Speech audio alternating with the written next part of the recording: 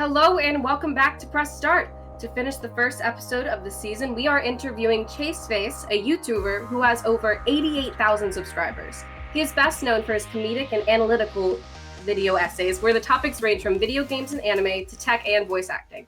So, hello, Chase. How are you today?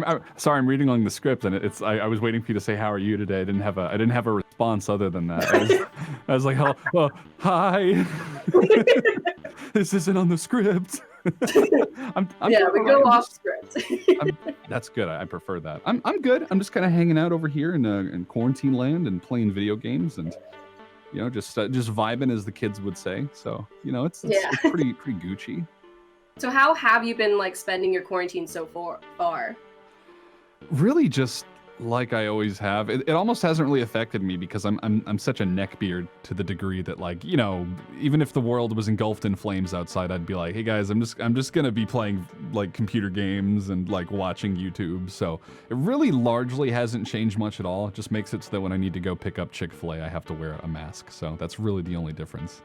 So it hasn't affected your workflow at all? Because YouTube is a primarily do-it-yourself at-home business thing. Right. I was working for a little while at an anime dubbing company, but they ended up terminating the contract just temporarily because they already have such little amount of work and such a lot of so many other employees, so they're kind of like, this is just a formality, but you've only been working here a month. It was just really bad timing. But I remember before all the non-essential businesses started closing, then we all had to go through and take cleaning wipes and wipe down the mics and wipe down the headphones and wipe every handle in the entire studio. So it was definitely quite a time. You have to sanitize the creative process, weirdly. Yeah, no, seriously. But so you primarily are a YouTuber, a successful one. How did you get into that? Well, I prefer the term YouTube boy, but whatever you want to call it is totally fine. What? YouTube boy. I'm a boy on YouTube. Oh, yeah. YouTube. Honestly, it was just I had always wanted to do something. I'm that kid who, when I was in middle school, I'd be like, Pokemon is so cool, let me tell you all about it, and I would just talk your ear off for 2 hours, and you'd be like, I need to get out of here. I need to go home. I need to eat. I'm gonna die if I don't eat. But you feel bad, so you stand there and you wait for me to finish talking, and I'm just like, ugh, and the second game was the best one in the series. So it's it was only a matter of time. Captivated audience. Yes, exactly. At gunpoint, frankly. Yeah. And I just and the funny thing is, and that's barely a joke, not the gunpoint thing, but that's barely a joke, is I'm super passionate and I'm really bad at reading social cues sometimes. So unless someone explicitly says to me, hey, shut up, I need to go, I will assume that they're totally down to still hear me talk. I'll just keep going and going and going. So that guided you in making your video essays. Yeah, effectively. And I personally prefer not to call them video essays, because every time I think of video essays, I imagine a man very close to the mic speaking like he's trying to seduce you and talking about how every piece of media is striking at the very depths of the human experience. It's just so pretentious to me. But I understand why you would use that. But the main reason why I got into YouTube was because there were a lot of things I was very passionate about. A lot of, kind of older, boomer video games. And I was like, these are really cool. Maybe the younger generations don't know as much about them, or people that have played games for a long time, maybe all they play is Halo, Call of Duty, the bigger, more popular games. And they otherwise would have no way of figuring out that all these cool older games exist. So I kind of just, the first thing I did was I played a horror game called Outlast, which was actually very popular. It's sort of a found footage style, run from the things that scream at you, very spooky, easy for beginners to pick up, because all you do is walk and zoom in on a camera.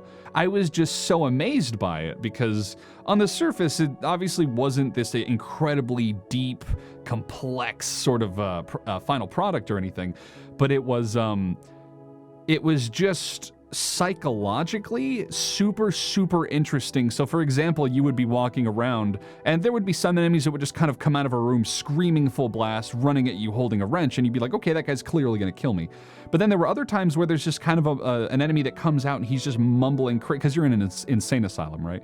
Yeah, Outlast was perfect in the way that it combined just regular gore scary and also suspenseful scary that somehow is more unsettling, which is worse. Yeah, exactly. And something that we might get to later, but I originally went to college for psychology because I was really interested in sort of the inner workings of the human mind and how we respond to horror and et cetera, et cetera. And so one of the things that really intrigued me was when I was playing Outlast, there was a part where an enemy comes out just kind of mumbling crazy, incoherent things to himself. And if you get too close to him, he'll just punch you and it does a bunch of damage to you. But then there's no scary music. He's not pursuing you. He kind of just walks up and looks at you. And I remember that uncertainty, that lack of any real signal of the typical trappings of a horror game. The scary music, the choir is on your back playing the violin aggressively. None of that was there. It was just very ambiguous. And so I thought that was super unique. I hadn't experienced that yet in a horror game. So I was like, I need to talk about this. And in hindsight, I really overhyped it a lot. It's not the most amazingly perfect game, but for a first time playthrough when you're completely blind. Especially with after Amnesia, I think it came out, it was the next in the line of YouTuber horror games. Yeah. That was a couple years ago now. What do you think about the state of video games present day? Because back then that was like golden age horror YouTube, kind of. But now there's been over the years Resident Evil 7 and but then stuff that goes more psychological like Soma. But now we've gotten to like stuff that Gamescom has released, like Little Nightmares 2 is now out. Right. It's interesting because there are some YouTube channels that are extremely focused on horror where all they do is horror. One of my favorites is John Wolfe. He's he's sort of like a Markiplier Jr. in that he's not quite as overproduced or anything, but he's just very like, I'm a guy. He's got a really great sort of presence to his personality. And so I'm not primarily a horror channel or anything, just to clarify, not saying you said that. Oh, yeah. But there's a niche of YouTube. But like, what about just video games in general nowadays? Right. To touch specifically on horror, because it's brief, I think that it's interesting that horror nowadays and action have somewhat become synonymous. So it's seldom just an atmospheric horror game with little spooks and scary stuff happening. It's almost always bundled in with like scripted chase sequences and like cutscenes. It has to be all cinematic. I almost said cinematographical. That's not a word. But I think that a lot of what's going on with games today just seems to be everything being multiplayer is kind of the big emphasis. And there's nothing wrong with that. Obviously, people are more likely to get a game that promotes being social with your friends. But me, I've always just kind of multiplayer rather than story-based. Yeah. So it's more about kind of the experience. One of my favorite multiplayer games, I think it's about 2 years old now or so, but it's called Monster Hunter World. You can guess what you do just by the name. You and a bunch of friends just pick up your weapons and decimate a bunch of dinosaur things and you kill them enough times, you make cool weapons and armor, and then you go in and you say, hey, look, I'm wearing your dad. And it's super, super fun, really great action gameplay made on the Havoc engine, I believe. And it's just, it's really, if people like Devil May Cry or Dark Souls or any kind of action-oriented games like that, then it's definitely a good balance. But yeah, I would say that a lot of multiplayer stuff is really seems to be the current scene. But I tend to mostly play a lot of single-player or virtual reality, VR games myself. That's kind of what I'm all about these days. So video games are a big part of your channel. One thing that you stress is that video game soundtracks. How important do you think a soundtrack is for amplifying a game's experience? It's pretty massively important because you can have a game with just absolutely nothing, no music. I think Dark Souls has a lot of that where I hate to be your usual YouTuber where I reference Dark Souls like 3 times a minute, but there's a lot of moments where you're just playing Dark Souls and you're kind of just wandering through an area and there's complete silence, and it's sort of, it lets you know that the music's going to come in when it needs to come in. It's going to highlight things when it's important. But I think that there are some games where they really overdo the music and they really make it a little bit too obnoxious and in your face. But I think that some of the most amazing moments that really benefit from having good music are moments of horror where it's just kind of creeping ambience, or moments of sadness where a major character dies and it really hits home that emotional gut punch. And so I would say that music is probably one of the most important things just to really get you invested in that world and that atmosphere. It's, as the old adage goes, you only notice like good design when it's not there, and that's especially true in the case of music. Which one's your like favorite soundtrack? Oh God. What? Just of any game? Yeah. Oh geez. I know personally for me, I mean it's a simple one, Undertale, but that's also because Oh yeah, it's so far. Oh my Undertale's god. great, but I narrated a video talking all about like the musical design, and they talked about the design of Undertale was the very introduction starts off sounding very 8-bit, like an NES game, and after a while it goes 16-bit to sound like Super NES, and then eventually it becomes orchestral and it becomes truly organic, real music, and it actually has like sort of real sound fonts. Did you know that Toby Fox actually created a song for the newest Pokemon game on Nintendo Switch? I did know about that. It was just one track, but it was absolutely in his style. Man, if I had to choose one game, I'm looking around my room right now. This is gonna be a real boomer answer. I'm gonna have to say Bomberman Hero on the N64. It has drum and bass. And it's like really ambient, kind of experimental, surrealist sounding music. And the whole time you're throwing bombs at dudes, and Bomberman has a falsetto voice the whole time because it's just they're trying to find a healthy middle ground between weird sort of anime-esque character and something that Westerners will find appealing and worthy of purchasing. But yeah, there's a lot. I would have to say Dot Hack is a series, really old series on the PlayStation 2. And they've always had a really great composer. There's a woman named Yuki Kajiura, and a lot of people will know her from doing the soundtrack for an anime called Sword Art Online, which might be one of the most popular anime ever, whether you love it or hate it. She is a fantastic composer. I think my friend made a funny observation where he said that all of her music sounds the same, but it's all really good. So it's always the same style. Lots of violin, lots of kind of string quartets. And I just really like a lot of her music because it's all very sorrowful and mournful and just like nostalgic and kind of depressing, but also with like a glimmer of happiness. It's very, very distinct. Especially when it comes into the video game world, which a lot of people like to put in a niche hole and say it's just games. Anyways, going back to your YouTube channel, what videos do you find perform best for you, and why do you think that those ones perform better? Anything involving Nintendo, because YouTube is possessed by 10-year-olds. But more specifically, I think anything that really strikes at kind of the nostalgic feelings of people's youth. A lot of older people watch YouTube. I believe my demographics are 25 to 40, around there. Luckily, YouTube Analytics lets you see all of that. But unironically, a lot of Nintendo content, whether it's Zelda or Pokemon or... I did a video about an old PlayStation 1 game called Klonoa that I played when I was about 8 years old, and it ends with a really, not to spoil anything, it ends with a really sad, unsatisfying ending that leaves you with more trust issues leaving than you had coming in. And so it's just just a standard. That's actually another game I was thinking of listing when you asked me about what my favorite soundtrack is, because that kind of has a mixture of everything, and I really looked at a lot of the instruments and a lot of the time signatures and styles that they chose, and there's a lot of really cool mixtures, just a lot of really interesting. One last thing I'll say before I move on from because at first I was really modest, and now I'm like, oh, the creative juices are flowing. But probably one of the greatest soundtracks that I've ever heard, if you're into high fantasy sort of stuff, is a game called Final Fantasy Crystal Chronicles, which came out when I was 13, 2003, and on the GameCube. And yeah, it's really good. And the thing that's really interesting is this woman named hold on, I'm really Are you talking about the theme song of that game where like you open, it's the woman singing? Yes and no. So that song was actually done by Donna Burke, and she is a very, very good voice actress, and I think she mostly just does singing now. But she, if you've ever heard of the Metal Gear Solid series and Solid Snake and all that, there's this, the newest one they made, Metal Gear Solid 5, had this really funny meme that the internet collectively jumped on, where it was just a trailer and she goes, whoa, and it's just this really intense, like, wail, this powerful, passionate wail.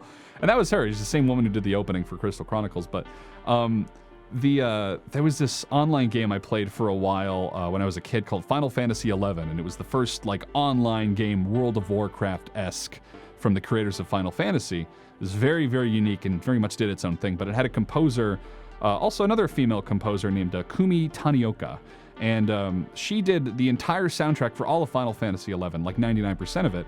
And she actually also did the soundtrack for Crystal Chronicles as well, which is she took a lot of very medieval-sounding instruments like the crumhorn, the hurdy-gurdy, the recorder, which we all know from music class, and she used that all to create a sort of a worldly, as she put it, style, like a sound to her games, where everything was just super classical and relaxing, and it made you feel at ease, but it also made you feel a little bit of trepidation. And so I feel like that game would have been nothing without the music, because it really just sets the tone for this wonderful, fantastical, sort of heroic journey that you and your caravan sets out on. Yeah. So what kind of videos do you like watching on YouTube?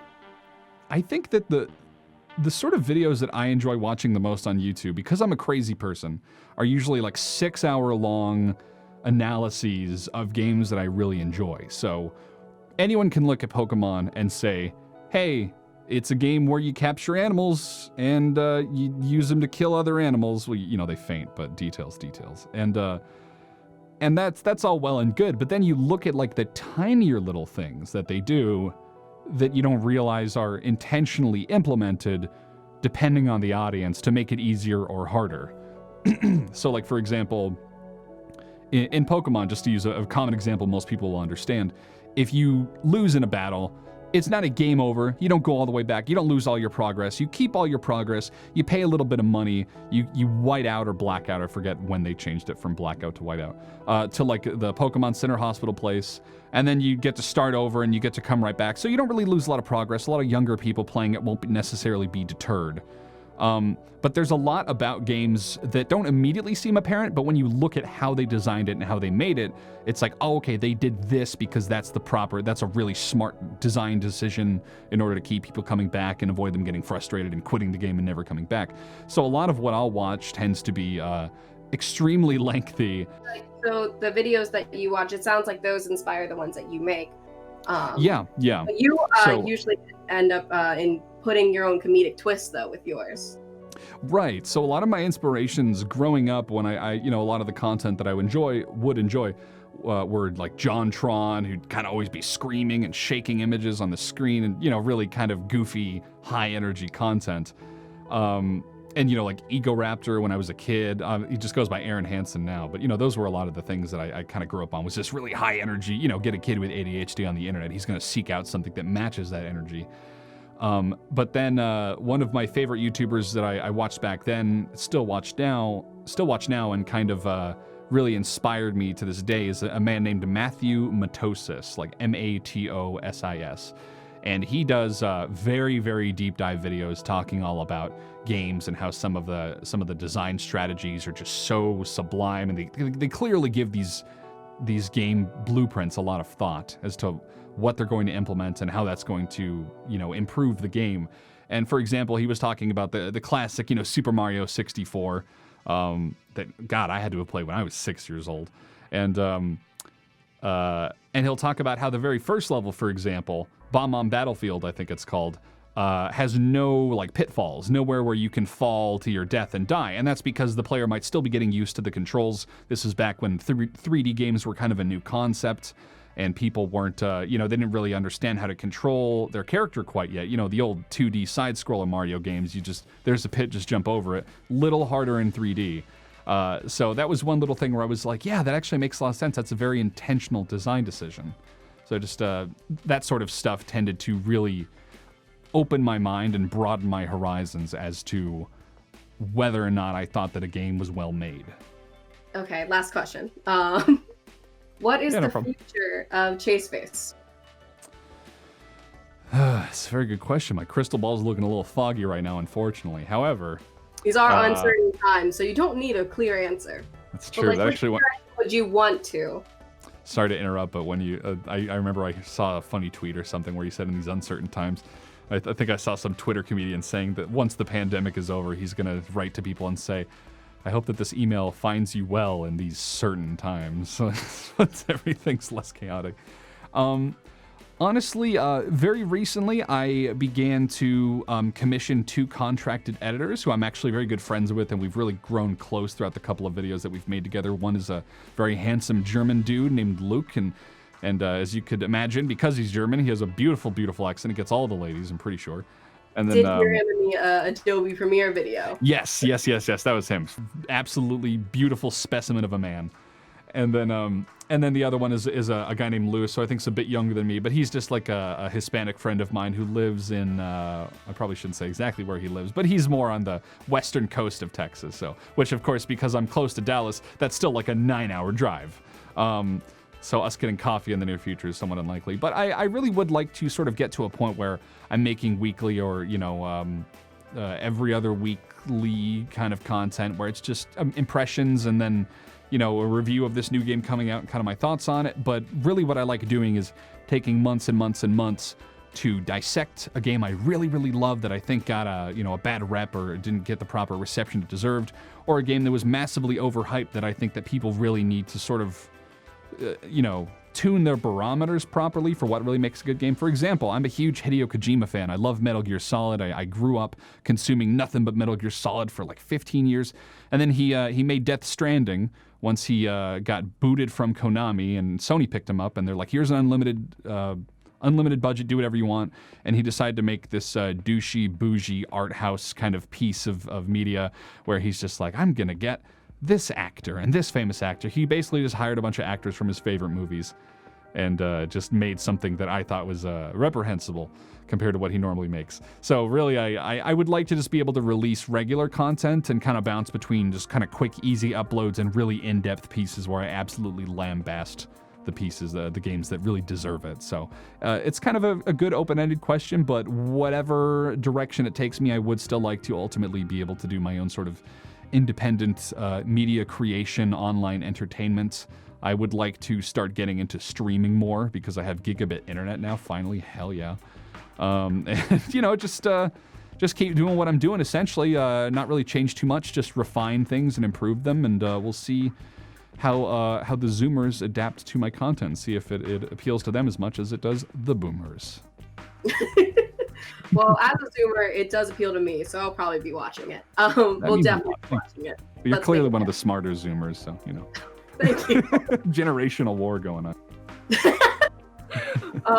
Anyways, unfortunately, that is all the time we have today. Thank you, Chase, for your time. Is there anything you want to plug?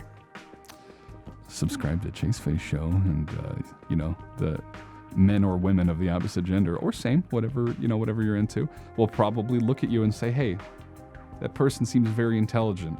I might want to date them now. Just saying, I'm looking out for you. That's about it. That's it. That is great. Thanks to the audience for watching, and make sure to tune in next week to press start. Yeah, and thank you so much for having me.